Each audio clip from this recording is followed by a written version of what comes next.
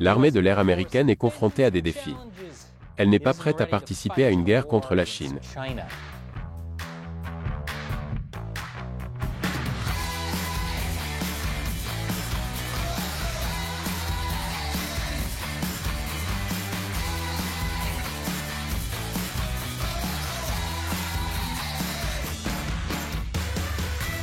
Bienvenue dans l'émission Amérique dévoilée, je suis Chris Chappell. Depuis des décennies, l'armée de l'air américaine domine le ciel. Elle s'enorgueillit d'une technologie de pointe, notamment du développement de la 6e génération d'avions de combat. Mais certains affirment qu'elle n'est pas préparée à une vraie guerre. Les États-Unis se sont concentrés sur la lutte contre des ennemis qui ne disposaient pas de la supériorité aérienne. Ils ne se sont pas préoccupés de faire face à des concurrents proches comme la Chine. Jusqu'à récemment, les dirigeants américains pensaient que les États-Unis étaient trop puissants et qu'il était impossible que d'autres pays puissent s'en approcher. Par exemple, en 2009, Robert Gates, alors secrétaire à la Défense, a déclaré « Selon les prévisions, la Chine ne disposera d'aucun avion de 5e génération d'ici 2020. Et d'ici 2025, l'écart ne fera que se creuser. Les États-Unis disposeront d'environ 1700 chasseurs de 5e génération parmi les plus avancés, contre une poignée d'appareils comparables pour les Chinois. Malheureusement, cela a vraiment mal vieilli. » Monsieur Gates et de nombreux autres responsables américains ont sous-estimé la capacité de la Chine à voler la technologie américaine et à produire en masse des contrefaçons bon marché. Ils ont également largement surestimé le nombre d'avions de combat de 5e génération que les États-Unis produiraient et tiendraient prêts. Contrairement aux prévisions de Monsieur Gates, la Chine est en train de combler son retard et, à certains égards, de surpasser les États-Unis, notamment en ce qui concerne les missiles. Pendant ce temps, l'armée de l'air américaine se réduit. Oui, elle se réduit. Elle est passée de plus de 4300 chasseurs en 1989 à la moitié de ce chiffre en 2022. La situation est encore pire pour les poseurs de bombes. Au cours de la même période, le nombre de bombardiers est tombé à un tiers de ce qu'il était en 1989. Et le nombre d'avions réellement disponibles pour la guerre est beaucoup plus faible. Le fait que les avions militaires ne sont pas toujours prêts au combat. Selon le Government Accountability Office des États-Unis, il existe 49 types d'avions militaires différents au sein de l'armée de terre, de l'armée de l'air, de la marine et du corps des marines des États-Unis. Pour chaque type d'avion, il existe des objectifs de préparation. Un certain pourcentage du nombre total d'avions de ce type qui existe est censé être disponible et prêt pour les missions, c'est-à-dire maintenu en bon état de fonctionnement et doté d'un équipage disponible pour les piloter. Or, sur 49 types d'aéronefs, seuls 4 types ont atteint leurs objectifs annuels de préparation aux missions de manière constante entre 2011 et 2021.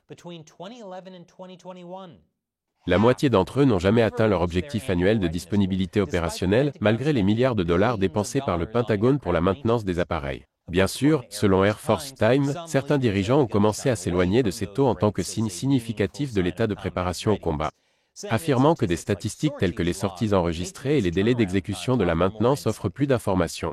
Les statistiques relatives à l'état de préparation des aéronefs des forces armées n'en demeurent pas moins préoccupantes. En ce qui concerne l'armée de l'air, seuls 7 avions sur 10 étaient disponibles pour des missions de combat, des entraînements ou d'autres opérations de routine en 2021. La situation est particulièrement mauvaise pour l'avion de chasse F-35. Le lieutenant-général de l'armée de l'air Mike Schmidt, qui dirige le programme F-35, a déclaré qu'en février de cette année, seule la moitié de la flotte de F-35 était en mesure d'effectuer des missions, et moins d'un tiers était en mesure d'effectuer des missions complètes. Comme il n'y a que 564 F-35 dans l'inventaire du département de la Défense au 1er mars, cela ne fait pas beaucoup de F-35 aptes à la mission. Et il n'y a pas non plus beaucoup d'autres avions disponibles dans l'armée de l'air aujourd'hui. Globalement, si l'on retire les avions qui ne sont pas prêts au combat et ceux qui sont utilisés pour l'entraînement, il y avait moins d'un millier de chasseurs et 59 bombardiers prêts au combat en 2022. C'est probablement insuffisant pour lutter contre la Chine, d'autant plus que les États-Unis doivent répartir leurs forces entre la sécurité intérieure et le déploiement dans d'autres parties du monde.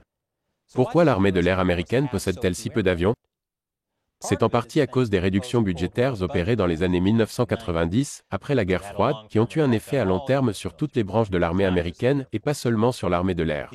L'armée américaine n'a cessé de rationaliser la réduction du nombre d'avions de combat de l'armée de l'air en affirmant que moins il y en avait, mieux c'était, qu'il suffirait pour les guerres régionales et qu'il serait moins coûteux de moderniser les avions de combat existants plutôt que d'en acheter de nouveaux. Mais les améliorations sont limitées, en particulier pour les avions construits dans les années 1970 et 1980. La dépendance de l'Amérique à l'égard d'un nombre réduit d'appareils a en fait aggravé la situation. Elle a contraint l'armée de l'air américaine à surutiliser les appareils. Cela a eu pour effet d'user les avions plus rapidement, ce qui a nécessité davantage de réparations et d'argent pour les payer.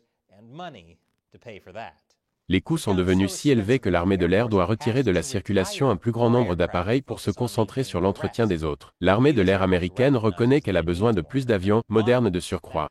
Et c'est la raison pour laquelle elle vise à retirer 310 vieux appareils d'ici à 2024. Elle prévoit de combler cette lacune en se dotant de 72 chasseurs par an.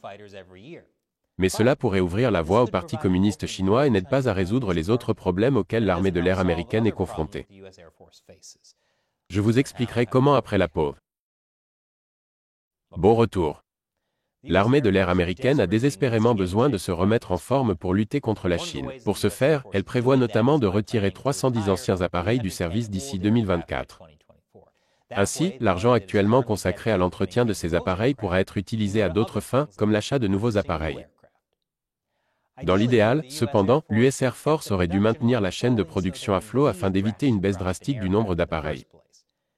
La mise en place des appareils de remplacement prendra du temps, d'autant plus que l'armée américaine est confrontée à des goulets d'étranglement dans la chaîne d'approvisionnement. Quoi qu'il en soit, l'armée de l'air américaine prévoit de demander 72 nouveaux chasseurs par an pour remplacer ces anciens appareils. Cela fait suite à l'appel lancé en 2018 par l'ancienne secrétaire de l'armée de l'air, Heather Wilson, en faveur de 74 escadrons supplémentaires d'ici 2030, soit une augmentation de 24% par rapport aux 312 escadrons actuels.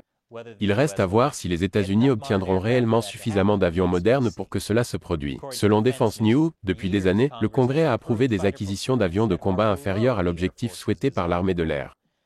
Et les demandes de budget ont souvent demandé moins d'argent que ce que les dirigeants de l'armée de l'air pensent être réellement nécessaire. Allez, les gars, vous n'avez jamais entendu parler du Big Ask. Cependant, la proposition de budget pour l'exercice 2024 publiée en mars a brisé cette tendance en demandant directement de l'argent pour acheter 48 nouveaux F-35A et 24 F-15E Eagle II. Qui sait si les États-Unis seront en mesure de produire 72 chasseurs par an, mais même si c'est le cas, cela prendra beaucoup trop de temps. Ils n'auront probablement pas assez d'avions prêts au combat à temps pour une guerre avec la Chine. N'oublions pas que, selon les autorités américaines, la Chine se prépare à envahir Taïwan d'ici à 2027. Il en va de même pour son projet de remplacer les anciens systèmes aéroportés d'alerte et de contrôle E-3 des États-Unis par les nouveaux E-7. L'armée de l'air américaine prévoit d'acquérir 26e-7 d'ici 2032, les deux premiers prototypes étant prêts en 2027. Dans près de 10 ans, l'armée de l'air disposera donc enfin de tous les E-7 qu'elle souhaite. Étant donné le temps qu'il faudra aux États-Unis pour reconstituer leur parc d'avions, la Chine pourrait y voir une occasion d'attaquer Taïwan tant que l'armée de l'air américaine restera faible. Entre-temps, l'armée de l'air a également du mal à trouver et à conserver des recrues, en particulier les pilotes. En octobre dernier, il manquait plus de 1900 pilotes à l'armée de l'air pour atteindre son objectif de 21 000 personnes. Cette situation s'explique en partie par le fait que les pilotes actuels sont épuisés par les déploiements incessants, notamment en Irak et en Afghanistan.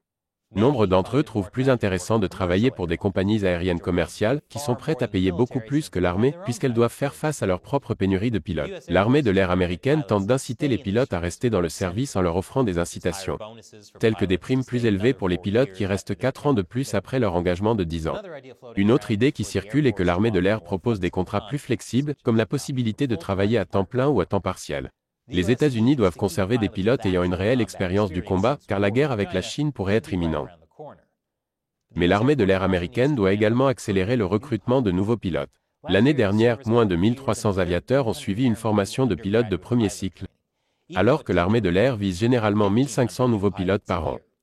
L'armée de l'air a même du mal à recruter des instructeurs. Environ un quart des postes d'instructeurs de simulation restent vacants.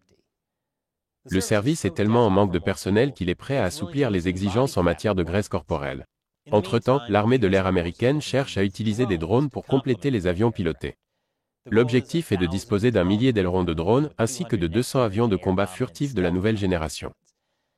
Ces drones font partie de ce que l'on appelle le programme Collaborative Combat Aircraft. Ils seraient capables d'effectuer une variété de missions, y compris le renseignement, la surveillance et la reconnaissance, la frappe de cible et la guerre électronique. C'est tout à fait le genre de choses que la Chine copierait. Toutefois, d'après ce que nous savons, la mise en service d'un tel nombre de drones et de jets de domination aérienne de nouvelle génération prendra également beaucoup de temps aux États-Unis. Un temps qu'ils ne peuvent pas se permettre de donner à la Chine. Que pensez-vous de l'armée de l'air américaine ? Laissez vos commentaires ci-dessous. Et si vous aimez cette émission, n'oubliez pas que nous dépendons principalement du soutien direct de téléspectateurs comme vous. Il suffit d'$1 par épisode sur notre site de financement participatif Patreon. Visitez patreon.com/americauncovered pour en savoir plus. Cliquez sur le lien ci-dessous. Encore une fois, je suis Chris Chappell, merci d'avoir regardé Amérique dévoilée.